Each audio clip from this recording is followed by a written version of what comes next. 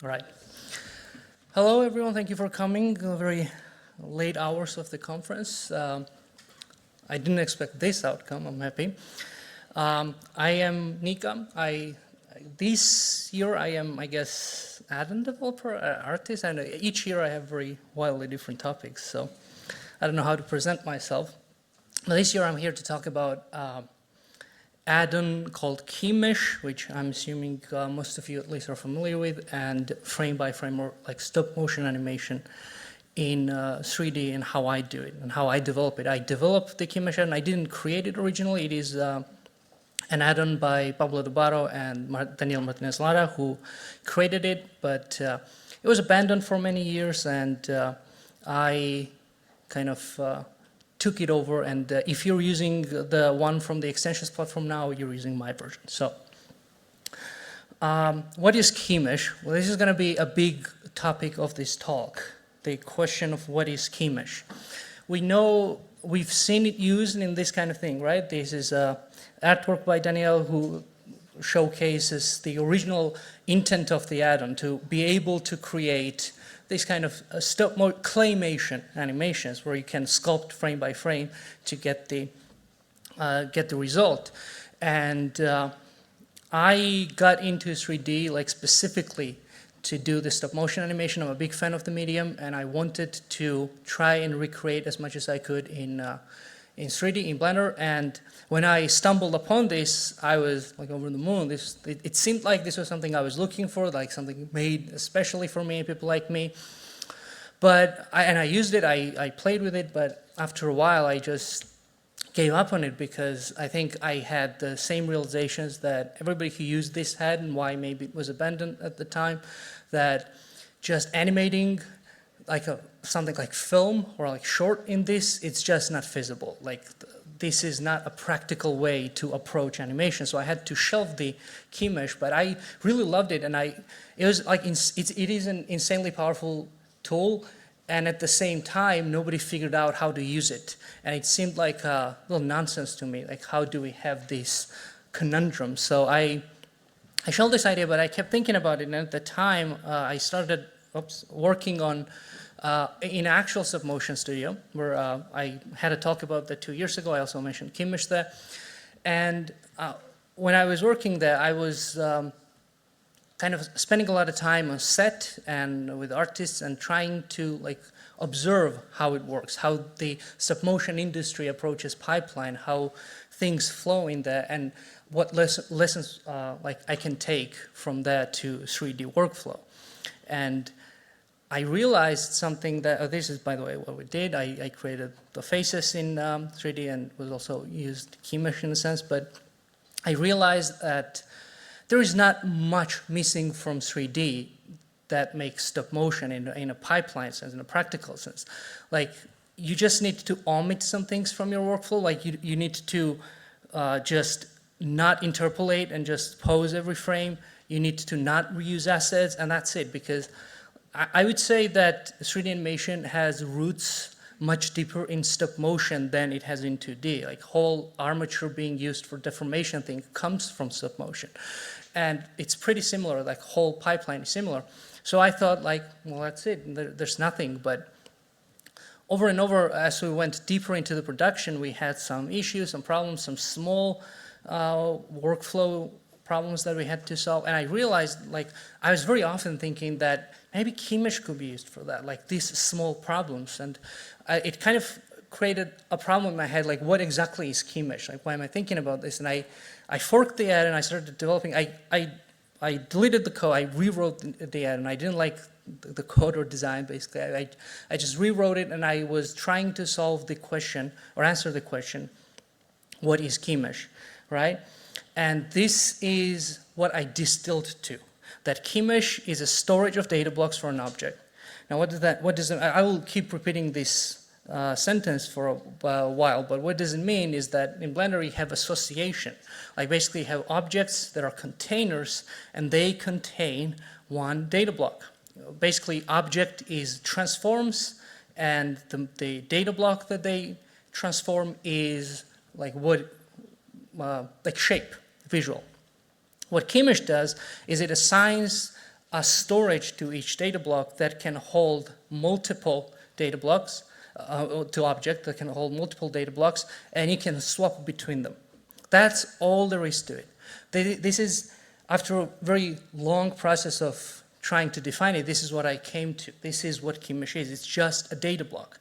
And you might have noticed that the animation is now nowhere mentioned in this sentence, even though the Keymesh is known as an animation tool, right? Well, in my mind, the way I see Keymesh, the animation is just a consequence of this design. Because if you have this system where you can choose the shape, you can just animate the process of choosing. And that's how you get the animation. But it doesn't have to be animated. And most importantly, it doesn't have to be animated like one by one. It doesn't have to be 1, 2, 3, 4. You can mix.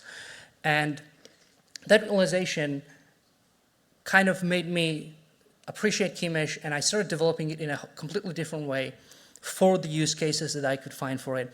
But it is now developed in such a core way, such a, I don't know, low level, that it is usable in as many use cases as you can imagine. If you can imagine a use case where you need multiple data blocks for object or easy ability to easily switch, Keymesh can do that. In this talk, I will just try to show some of the workflows that I found for this approach, for this new design. It's not comprehensive, it's just how I personally use it. And I will also show some disclaimers. First of all, everything that we will see here is possible with Keymesh. It's not like magical tool, but it is a lot less fun to use it. One goal I have with Keymesh is that Keymesh is used by a lot of animators who are not primarily 3D artists. I am contacted with people who are like animation schools and art schools who come from different mediums, want to do mixed media stuff, and I want Keymesh to be very tactile. That's the word I use it. I want it to feel like actually playing with the clay, because the problems I mentioned, for example, if there's a problem that goes with a puppet in the stop motion set, you can go with your hand and fix it. You can just tweak something. You don't need the complex setup. You don't need to reload the library override script and all that nonsense. You don't need to tweak the rig and deal with all the problems that come with it. And that's how I want it to be. I want it to be as simple as possible. I want it to be for the artists, and I want it to be fun, most importantly. The second one is that, yes, of course it is mainly for the stylized animation, but it is not only for that. Any style, any workflow can utilize this tool, and if you can find a use case for it, it doesn't matter what style it is. And the certain one that I did not hear is that I'm going to now close this, and no, not now, but I'm going to close this and I'm going to go into Blender. Well, I will show how I use it, and I will be using a Keymesh version that is not yet on the platform. Mine is like alpha or beta, I know, the development version. So don't be surprised if you don't find exactly the features that I'm going to use.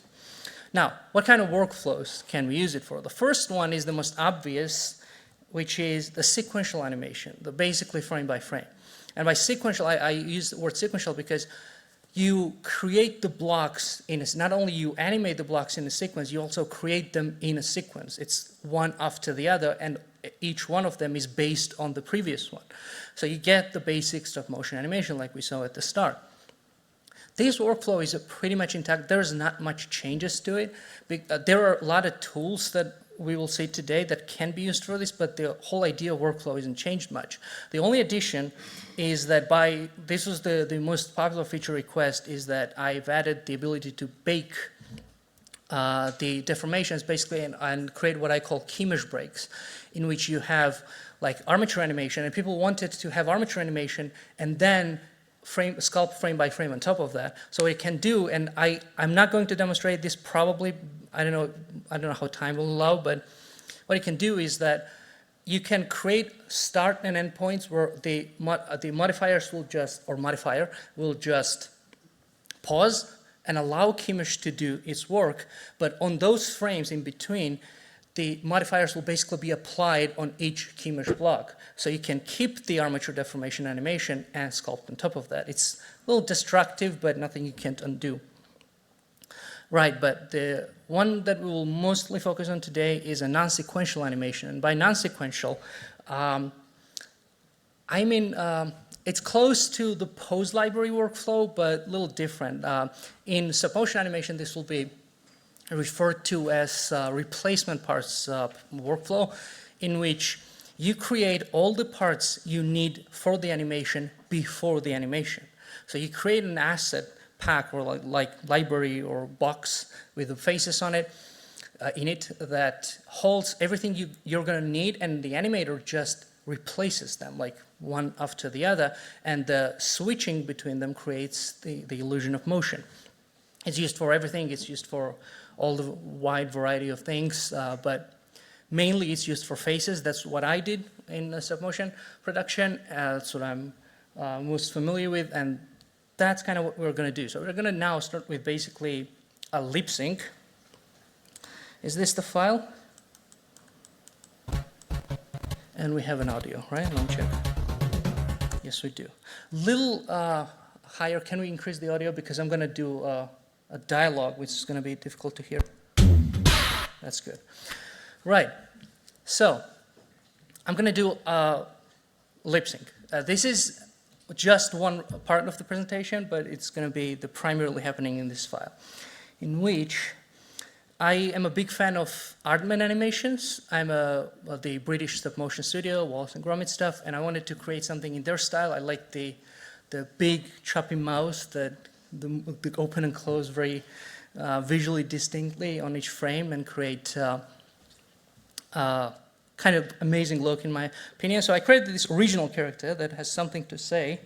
Let's listen. All right, hello everybody. My name is Sigrin. Right. All right, hello everybody. My name is Sigrin.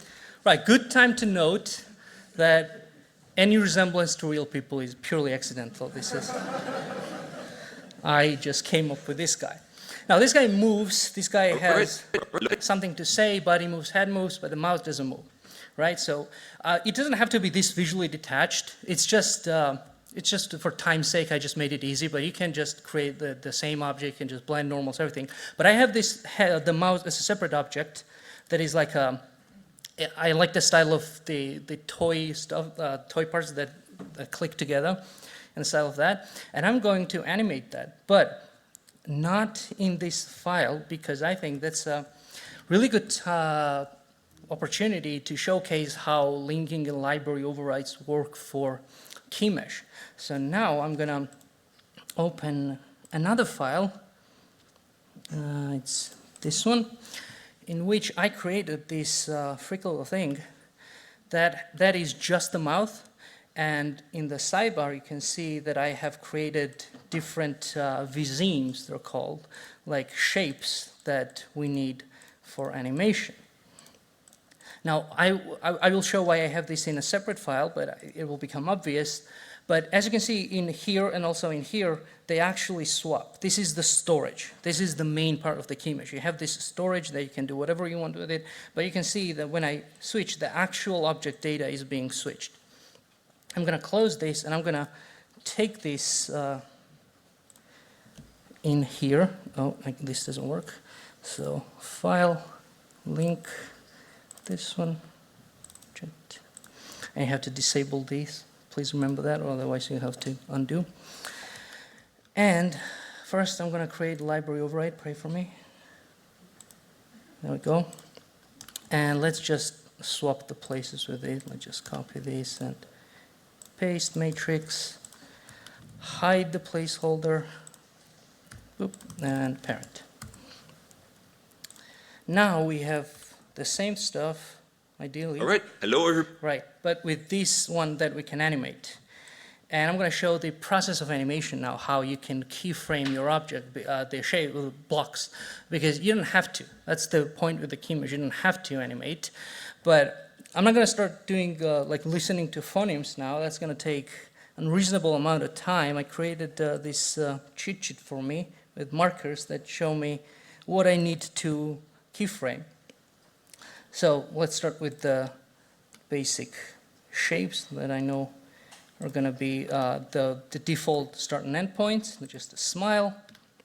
And then just follow the markers. First is all right.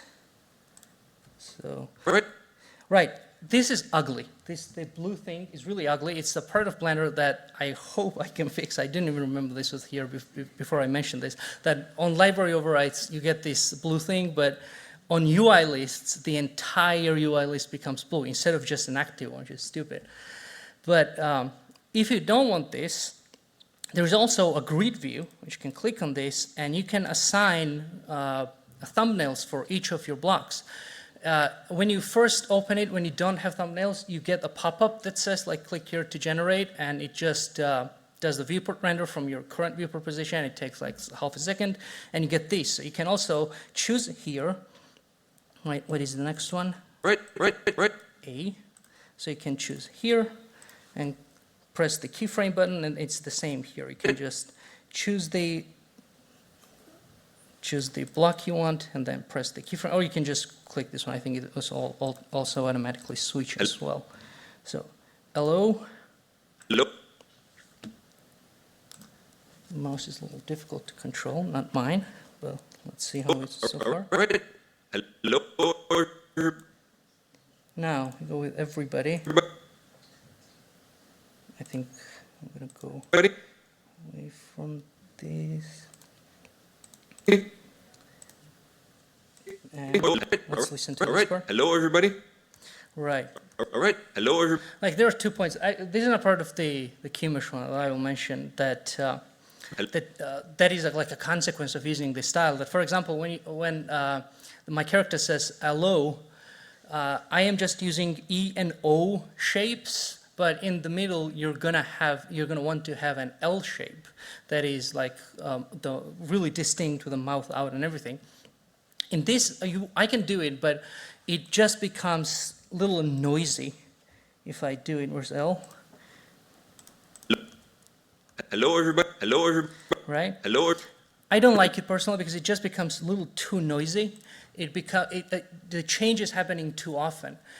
But in this case, this kind of style doesn't allow you much customization. If you were doing like regular rigged animation, you would just keep the shape interpolated as it is, but only animate maybe a tongue hitting the roof of the mouse, and you get the shape. But when you're working with this style, you do not have the ability to go as custom as that.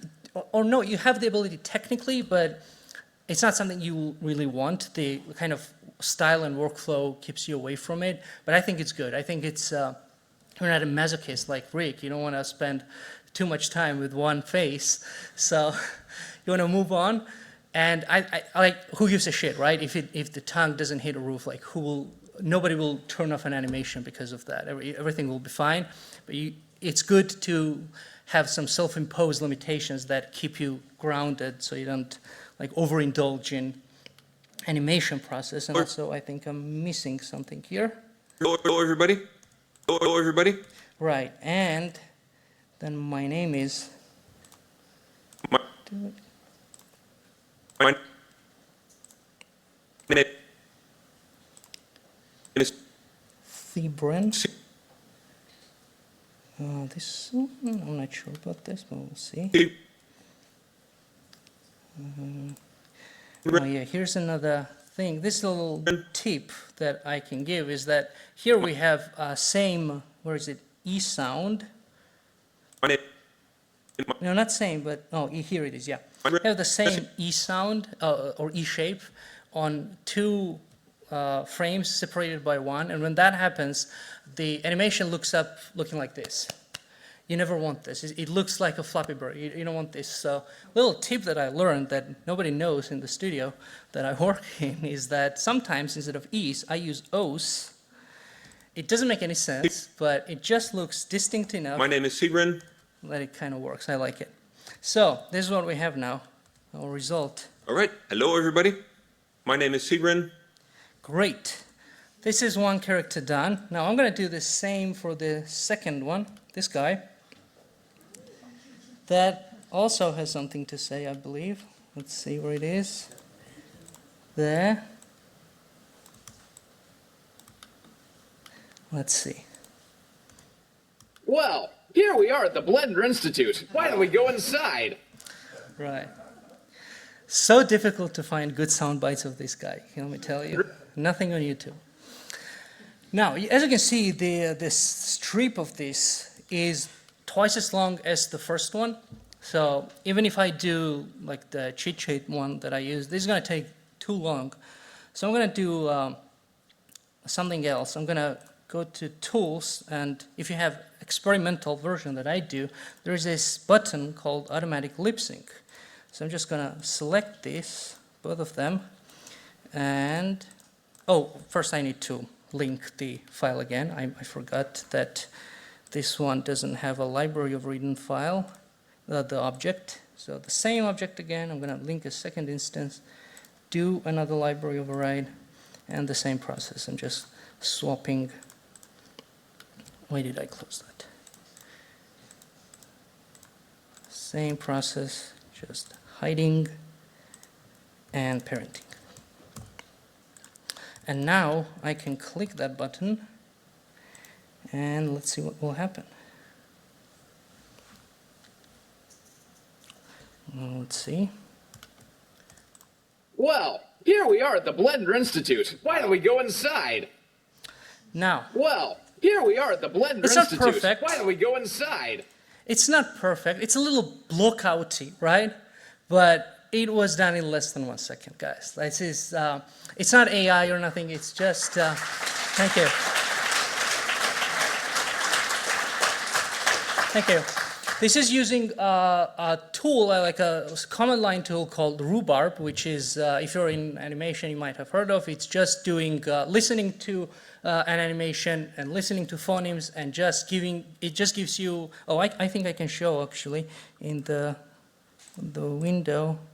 Yeah, it just gives you this list of seconds with, it's not well visible, but seconds with which shape should be used on that particular frame. And it's mostly used for 2D animation, because in 2D animation it's easy. You have a set of drawings that like constitute the whole mouth, and you just swap between them. In 3D, there are tools that use Rhubarb for bone animation, the rig animations and everything. It's more difficult to set up. For Keymesh, I did this like in 2 hours. It's just because the setup is the same as in 2D animation. You just have a storage. And this is, I think, what showcases the power of this storage system that I'm talking about really well, because I'm not doing anything fancy. All I'm doing is just accessing the storage and telling the Keymesh that, hey, read this data and just keyframe them on the frames that it gives you. And this has a massive potential. Anything you can do with it, anything you can imagine with this. It doesn't have to be something that I implement. You don't even have to like fork the add-on. Like if you want something like the automatic one that like VRChat people use, right? That reads the shapes live and does that, 100% possible. I may do it one day, but if you can't wait, you can just access this storage with object.keymesh.box, and that's it. You can just manipulate it in any way you want. Any tool that can manipulate data, any tool that can manipulate lists can work with that. So now I'm going to showcase, let's first save this. Now I'm going to show why I did this mouth in a separate file besides linking it, and how the workflow works exactly. Let's say in the middle of a process, in the middle of a project, you get a message that we need this guy to be sad and it's too smiley, right? If you were using like separate methods for this kind of setup, because this kind of setup exists already, right? You can just animate object visibility. It's just going to work. You can animate, you can drive them, you can use geometry nodes. I've used them. I used those methods before I switched to Keymesh, but it becomes a problem anytime you want to tweak something or add a change, because if you're using drivers, for example, to switch between shapes, adding another one like kind of might mean in some cases redoing all the drivers and all that. It's annoying. Now in here you can just go into sculpt mode, and for each of them you just sculpt individually and whatever. But you can also add a new shape based and whatever you choose as the active one and then press plus, it's going to duplicate that. And then let's name this like said. And I can go in and start sculpting. This is horrible. I don't know how to sculpt on laptop, guys. That's not sad, is it? That's not sad. That's why I prepared a sad one here, a little sad one, like a couple of time ago. And also, if you didn't realize before, we don't care about topology at all. Like this is completely messed, and this one doesn't even have a tongue and anything. You can just make changes at any point, at any time. It's going to work. And now I want to include this into the Keymesh object, so I can just go into Tools and Join, and there it is. I can also like extract and take it anywhere. The whole process is really easy. But now I'm going to save this. Go back to our main file, which is hopefully saved. There we go. And there's our said one appended at the end on both characters. So if I wanted to switch to it, I wanted to like keyframe it. Where's the delete button? Okay, X.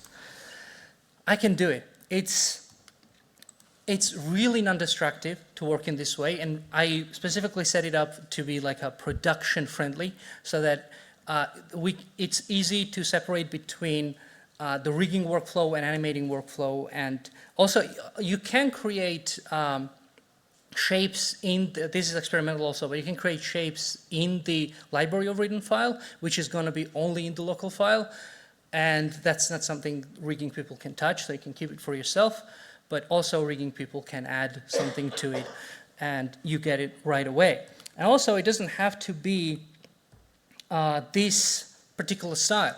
Any style can be. I just prepared some examples, like 2 examples of what kind of things you can do, and those are just examples that I made in less than 5 minutes. Sorry. This is just a curve. Even though it has a mesh in the name, it's not only for mesh, and any object data works. So it's just curve that has different shapes that are just animated. And even if you can't see Keymesh as a production tool, imagine how powerful this can be as like a animatic tool, as a storyboarding tool. Because I have these in under 5 minutes, and I have automatic lip sync in 1 second. If you just create this, you are gonna get like automatic just lockout stage or animatic stage lip sync just very quickly. That's gonna make the product much more easier to read. And this one is more interesting. That kind of shows different approaches you can take. This one isn't a Keymesh object. There's no storage on this. What is actually happening is that I have a child object that is a Boolean cutter, and if I go into edit mode, you can see the shape, and I am just switching between different shapes on the cutter. So that means, because this one has a Boolean modifier, different shape is being cut on each frame, and you don't have to animate this or anything, because it's just on the object level. And it also doesn't have to be just mouth. Anything that you need to switch between, you can use this approach for. I have the kind of workflow I call the swappable objects. I first saw, but I saw this thing on Rig that is on Blender demo. What is happening with this guy? Let's, yeah. I saw this on Rig that it had like 3 hairstyles, and it used a driver system to switch between them. And I thought, that's the job for Keymesh. So let's see on this guy, right? This is a nice hairstyle, but I think the modern one will look something like this, right? And if you wanted to add a new hairstyle at any point in any time, you would just take this, and let's give him like a nice bowl cut with the box trim. Oh my goodness, look at that. Look at that.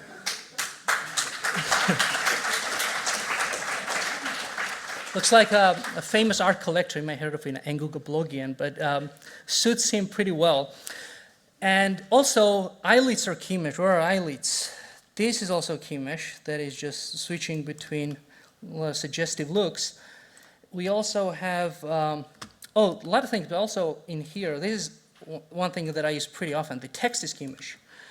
This switching between text, as you can see, is a Keymesh. So we can do something like this. We can just create a new one here, and I'll just go into edit mode and type something like this. And I'll just keep creating new shapes with new text. And, I didn't want to add n to this. That was just, and as you can see now, if I scrub the timeline, the animation becomes truer and truer on each sentence. You can get this kind of effect. I use this all the time. Whenever I need to annotate something and I don't want to use actual annotation tool because animating is difficult because you have to redraw the entire text, I use this. And I use this for viewport renders where I want to put some stuff that kind of switches between shots and all that. It's really handy. And now I want to talk about the next stage. I didn't miss anything. No, the rigging and pipeline. And what I mean by that is that the workflow we kind of saw at this stage is mostly for the final product that animator gets and works with. But now I'm going to talk about the two ones. The first that happens before that and one that happens after that. Now after that might be how do you render this, right? If you press just F12, it will render, but what if you want to send this to render from? It will not work because they will not have Keymesh. So we have a convert operator here that is, no, this is not animated. Let's use this one. The convert operator that has many options. You can convert these to separate objects. This is what we will do. For each of the Keymesh blocks, it will create a new object, but also will do some additional thing. It can be just static, or you can also transfer the animation. Now let's do it with the simple workflow, which is just keyframes. And where is the timeline? As you can see, the animation is not changed. It's the same if I play this. Well, here we are at the Blender Institute. Why don't we go inside? Yeah, it's entirely the same, but if I scrub, you can see at the top right that the object visibility changes. So even if you want to do this way and you do not want to use Keymesh for the final product, you can use Keymesh just for the setup to avoid the process of doing this manually, which can be a little tiresome. And everything is just nicely put in collection and everything. Also, you can use a driver's workflow, the same thing that I talked about the rig. If you want that because you want to give this to artists that need to use drivers, you can use a driver setup. I'm just going to create a empty while I remember it, just because I want to put some custom property on some objects. So let's use empty. And for this one, for example, let's use a driver's workflow. This doesn't have animated, but we can use drivers and type the name of the object, which is empty. I think that's correct. And now this also looks fantastic, but no problem with that. But if we wanted to bring the hair back, we have a new custom property here, Keymesh data, that I think will not do anything by default because we need to refresh drivers. It's not a good thing. But did it work? No, wait. There we go. And now I have this custom property that does the same exact thing that the rigs usually do, except I didn't spend time manually doing drivers. And the driver setup is exactly the same as the one I mentioned on rig because I just did it following that. So you can give this to artists that can use this. And also if you want to do the opposite, if you want to drive something with the Keymesh data, this is still an integer. I think I just need to enable a property that says debugging, right? If you want to drive something with it, it's just this, object.data. It's just object.keymesh.data. It's just omitted here. But you can use this to drive other things. It's still an integer. So any kind of automatic setups you want to do, everything is possible. And finally, the third type of conversion you can do is a geometry node. Let's do it with this one. Right? There we go.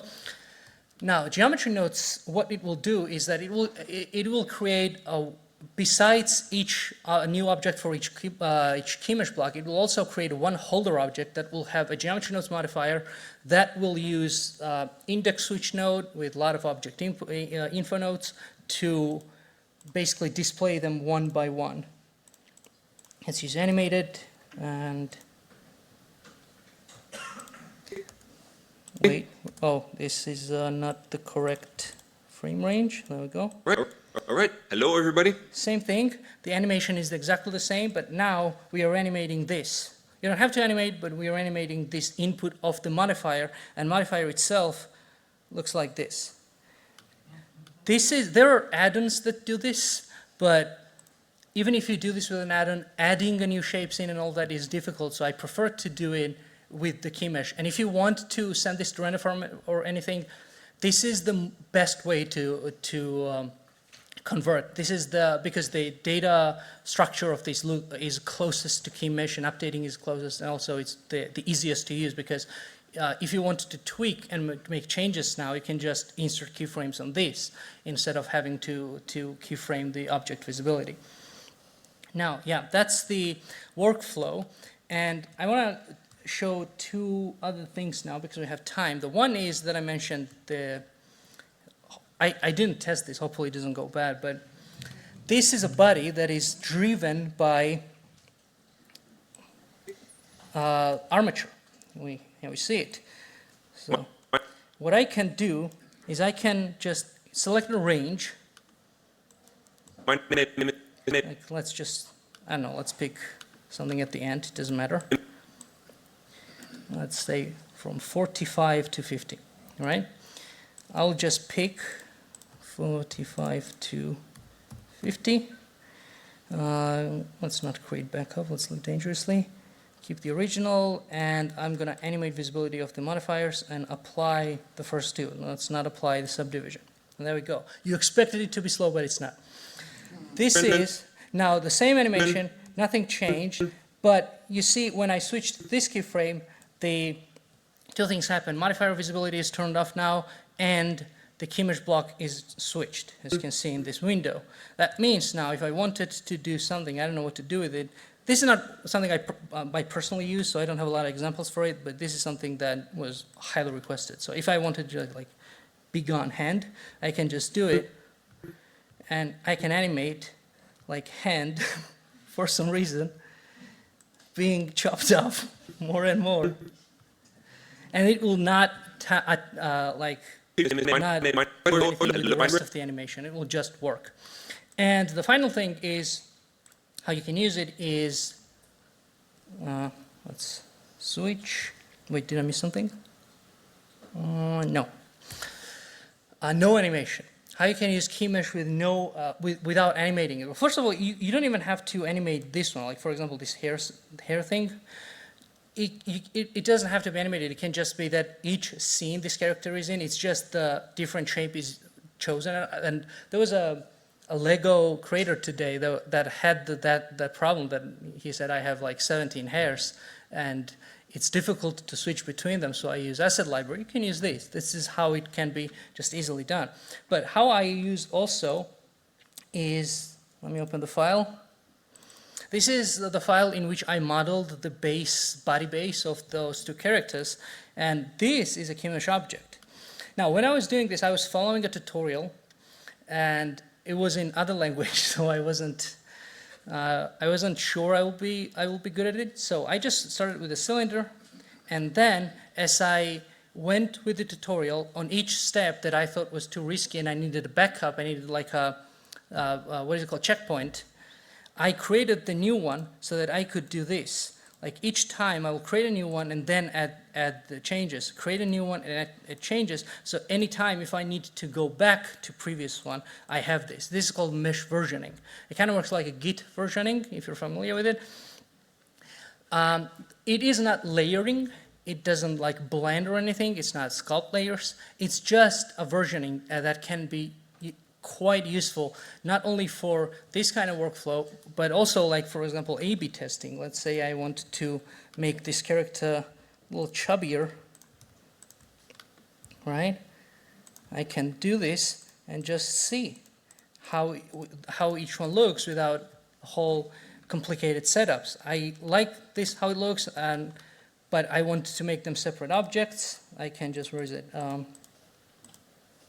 Do this. Let's do 3 meters. Just separate each of them, add new ones, or just take. I like this one. I want to take this out. I can just take it, put it somewhere, and the rest is still here. So this is just one of the way I use it. Let's. You're at the end, so let's not end with this one. Let's end with. I think this is a better image for an end. There we go. Let's end with this. This is just how I use it. This is how I use Keymesh. I develop it for my own needs, but if you come up with the better ideas, I'll be happy to hear it. I'll be happy to maybe develop them for you as well. But I hope that today I showed and I convinced some of you to start using Keymesh and start using it in ways that you weren't using them, because it has massive potential. It doesn't have to be frame by frame. It doesn't have to be animated, but it is a storage of data blocks that you can do whatever with. So thank you very much. That's it from me.